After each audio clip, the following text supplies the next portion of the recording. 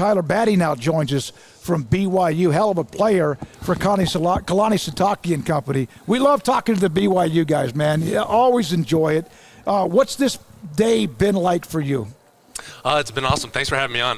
It's been awesome. I've really enjoyed it, and it's just been great to come out here with the guys and perform and see what we can do. We talked to Caleb Etienne earlier, a guy that you went around and practiced a bunch of times, and asked him about Kalani Sitake. And I asked him, is there something like bad you could say about him, like at all? Because I mean, we love him. I mean, he's on our show a lot. Like he hugs us when he sees us. Like he's the, like, every coach, like, you guys beat teams, you have coaches running over being like, I'm really happy for him. Like, he just beat you. Like, you just beat him, and the coach is happy. How is that possible? I just, Kalani, the guy he is, man, like, you talk about just a principled dude and, cares and loves, like the people around him. That's how he does it, man. And it's incredible. I think if you talk to dang near any guy at BYU, like, oh, hey, why are you at BYU? They're going to look at you and say, because of Kalani. And I'm going to say the same thing. I went to BYU because of Kalani. And so, just the guy he is. He's just incredible mentor, incredible coach. What was it like just to experience the year that you guys had? Obviously, at the end, there's a little bit of like, we wanted more. You wanted to be in the playoff, I'm sure. You wanted to accomplish more, but it was still a really good year. So I see like the disappointment, but there's also the high moments. So what was that kind of balance like for you? Yeah, it was, grateful for the opportunities we had. Of course, bummed. Being 9-0, that's great. You know what I mean? But we could have been 10-0, and that's the bittersweet part. And so, I really enjoyed this past season. I almost left a year ago and came out a year prior. And so I was super grateful. And in that sense, we accomplished everything that I went back to accomplish. And so, going 10-2 in the regular season and then winning a bowl game, it was a blast, And so it's like I said, you're a little salty because things could have gone better, but at the same time, you got to be grateful for what took place. It's hard to win. It's hard to win. How much did you guys feel this thing of not getting maybe your fair due when it came to playoff consideration? Like I said, we held everything. We held our future in our hands, man. Yeah. So that was, we don't take any offense to it because we made the decision by losing 2 games. You know what I mean? So, like, at the end of the day, how about that's refreshing? Yeah. I mean, let's just be honest. We had 2 games in our hands. We could have ended the season undefeated, and no one could have said otherwise. We could have went to the Big 12 championship, won that. So it's like it's the same thing. It's like if you want to be considered, win. And we didn't, so we can't really complain. I was sitting over there to where a lot of the parents are, and I was watching the warm-ups to when you guys started to do your workouts. You had as much of a workout prior by doing the swim moves and doing all the tedious things. How often do you do that? Because it seemed like that you were locked in mentally. Yeah, that is, that's part of my process. I say this all the time. I'm a big process guy, right? Process is what creates the product, and as long as you stick to the process, the product's inevitable. So for me, it's one of those details in the process where it's like, hey, I know what I need to do, and as long as I take care of that, everything will take care of itself. So those little parts of my game, I try to stay sharp on. You mentioned that you could almost, probably debated coming out last year. So now here you are. I mean, kind of how do you feel as a player another year later? And, kind of what were you looking to, show out there today? Life will test you. It will turn your world upside down. Again. And again. And again. The only way to hit back is to stand up. Stand up every time and say, I'm not done.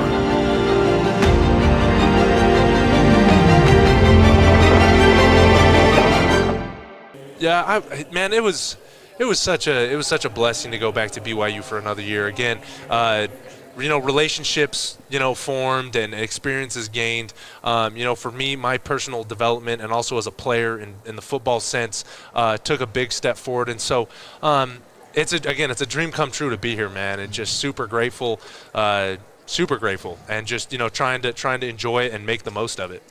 What because you guys, fortunately for you, you ran the same defensive system the entire time, which makes you probably a lot more comfortable. What systems do you feel pretty confident in?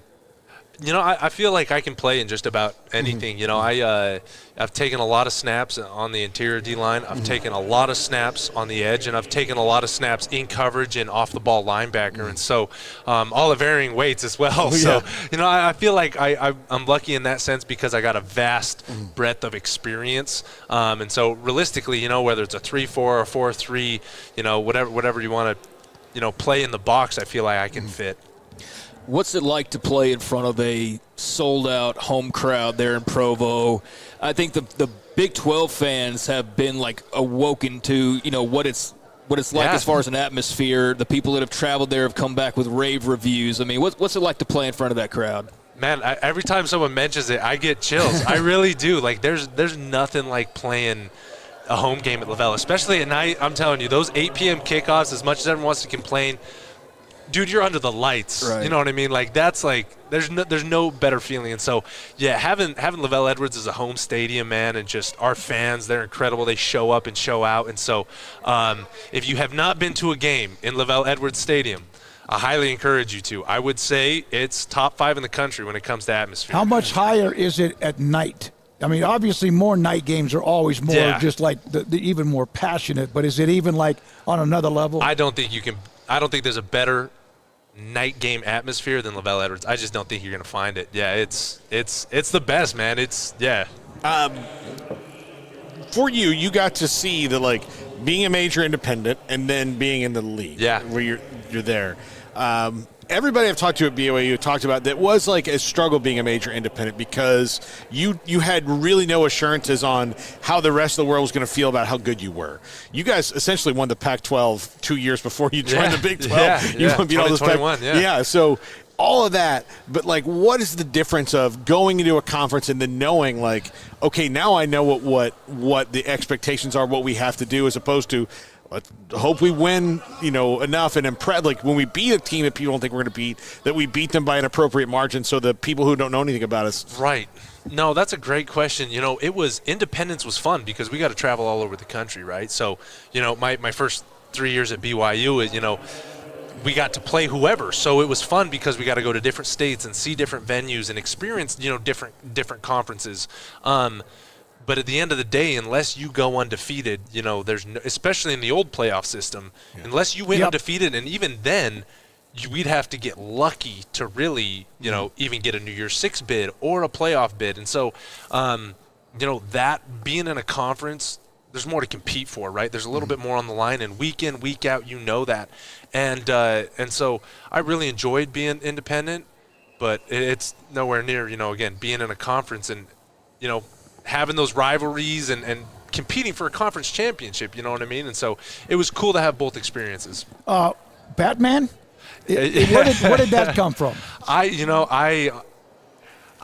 know. I don't know exactly, honestly, where it got, where it got started. I've been a big Batman guy, growing up. But I don't know exactly when that. Did someone call you that, or did you come up? Did you wear a costume, or what? I did wear a costume. I was actually Batman for Halloween. Okay. So that may have played into it. That might have helped. Exactly. It's also gone. That was more playing into the name, already. But I'll take it. Okay, you're kind of in Craig and I's wheelhouse here when it comes to Batman. I'm curious, who's the best Batman? Oh, Christian Bale. Okay. Yeah, hands down. Yeah. Okay. I don't know. Do we have varying opinions there? Okay. I think it's a fair answer. Yeah, it's tough. Absolutely. Keaton's great. Yeah. I like the newest one, but the Bale movies were the best movies. Hands down. Overall, that trilogy is just incredible. I don't think they'll ever be able to beat it. Yeah. They're trying, but I don't think they will. I think you're absolutely right on that. So Adam West doesn't get into this discussion. That's your Batman. That's your Batman. That's all. I know I didn't want to offend anyone. You don't want to say old, but from a little bit of a gap there. But you mentioned. I asked you about LaVell Edwards and playing there, and then you talked about being the Big 12. Was there an environment you went to that you enjoyed, or one that maybe stood out to you, or just a scene maybe of the teams that you played here in these last couple of years? we've played some. I really enjoy hostile environments. I eat it up. You want to go in there, man, and you want to you want to make a statement, and you want to send I kind of want to send them home sad. Nothing better than leaving a home stadium quiet. Right. Yeah. 150%. You go in there and it's like everyone's thrown. I mean, we've been Southern Georgia. The AD had the donors pretty much buy out the stadium so our fans can show up because our fans travel well. Mm-hmm. You go from that, and we had burritos and tacos, burgers getting thrown at us at that game. It was crazy. West Virginia was a good hostile environment. If you guys watched the ASU game, ASU was wild. A little bit. Just a little bit. Were you like, hey guys, we're not done? Yeah, no, that whole thing was crazy. I was like, guys, we're still playing football. I mean, if you guys want to get on the field, pad up. But hey, if you guys don't want to, I would suggest you remove yourself from the premises. And of course, Utah. The rivalry game at Utah came down to the wire. Of course, that in-state rivalry is always a blast, and the atmosphere is incredible. You guys don't like each other. No, not at all. They don't like it. No. What's the release? Sorry, Paul. The release of emotions after that Utah win. I mean, especially this year was wild. Dude, that's what I'm talking about. Is this year's in particular, like just the way all that went and to be there at the end of that game, probably with nothing left in you, I would imagine. No. Just what did that feel like? It was incredible. It was a blast. It was a roller coaster, right? I mean, if you saw the ESPN prediction, it's like 99.9% Utah, and then it flips. That it was incredible. But it was. When you're standing on the sideline and your offense, it's 4th and however long, and they're backed up in their own end zone, and you're like, this is it. Like it's game over. You know what I mean? And it's sure. You're praying and you're hoping, man. And you're like, I trust our offense can get it done. And then sure enough, a little bit of breath of fresh air, and they get some life, and we go down and kick a field goal. But yeah, just a roller coaster of emotions. Because BYU has this ridiculously good football history and legends that have come out of the NFL Hall of Famers. Who is the person that's walked into that locker room that you've been like, oh, wow? Like past player? Yeah, past player. Oh, man. It's funny because like Robbie Bosco, yep, he works on the 3rd floor Yeah. at BYU. So you see him around all the time. Yeah. So it's funny because you don't realize who it is until you're like, oh, and then there's Chad Lewis. He also works on the 3rd floor. And those guys are around, and then, if you know, if you don't, they're just some other guy, right? Mm-hmm. I think, again, you talk about someone like, let's say Fred Warner, right? Who's incredible, and he's come back and mentored guys and still been a supporter of BYU. That's a guy that you're just like, that's the best inside linebacker in the NFL. Like we're talking. I love the way he plays the game. Right? So do I. I just like so I do. People are like you watch him. Like yeah, I watch him. Of course, like flies around. And so when him or Kyle Van Noy or even like a guy like Kyrus Tonga, who I played with, comes back in the locker room. Those guys have been great mentors to me and have been great examples. And so like I said, you're talking about some of the best players in the league when they come back. Kyle Van Noy, just had his best season. Yeah. It was 10th, 11th year. So it's cool to have those guys back around. And then we get a Steve Young. When he comes back to talk, you're like, yeah, he's pretty good. Yeah, I'm pretty sure he was kind of successful. No, it's cool. It's cool to have that history. And he loves coming back. McMahon and Gifford Nielsen and all that. They do love coming back on the camp. Yeah. There's that reunion that you guys have in the spring or somewhere where they come back, and it's a big deal. Yeah, I was actually at that dinner about this time. It was almost this time last year. We're coming up on our alumni game here in a couple weeks, and so all those guys came back, and we had 400 some odd alum that played at BYU, and they're all there. And you have some of these legends that played however 10 plus years in the NFL, and you're just like, holy cow. Yeah. And so all it's from your cool. alma mater. Yeah, it's super cool. Yeah. And they're going to mention you. You had a hell of a career. I thank you. And then I love the fact you came back. You were successful again. The way you guys ended the season, I thought Dion was spectacular, the way he talked about you guys after the bowl game. Of course, here's another guy, gets beat. I love Kalani Sitake. Yeah. I'd be madder about this if this guy was a jerk, but no, and what he's doing for college football across the board is awesome. You guys beat him up, but that week, was there a motivation because of the glitz and glamour and a lot of the players that are getting so much attention, or was it just go to work and win the game? It was just go to work. We were salty a little bit, that we had missed out on that Big 12 championship. And, again, we wanted to make a statement. It was tricky. We kind of fell off the bus, for 2 weeks, and we were like, we're getting back on the damn bus. Like, it's time to go to work. And we did, and we wanted to make a statement. So that game was a lot of fun. Man, thanks for coming up. Appreciate Absolutely, it. guys. Faith got you up here. We've got the offensive linemen. We've had a couple of defense. Colin Oliver, Oklahoma State, another Big 12 guy, and wish you the best. I mean, thank you, guys. Literally, we've had players. Is it now you get to decompress a little? You got to keep working out, but do you get to enjoy it a little bit now the next month until the draft? Absolutely. Again, the tension kind of builds. Yeah. But at the same time, your you future. Yeah, exactly. And it's out of your hands. You just get to wait around, keep training, Well, and wait. You might get to take some 30 visits, go to right. There's going to be some of that, some workouts. Places you've never been, Right. I think you should do this and start a trend.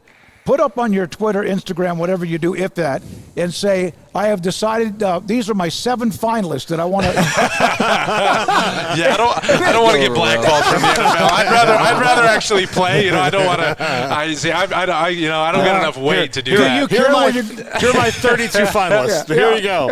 And maybe I'll post that. Yeah. Here are my 32 finalists. Yeah, that would be funny. Yeah. Do you care where you end up? No, man. I just, again, dream come true. Just want to make the most opportunity. What a great segment. Thanks, Tyler. Absolutely. Appreciate Thank it. you, guys. Tyler Batty, BYU, we're in Frisco, and it's a Big 12 Pro Days.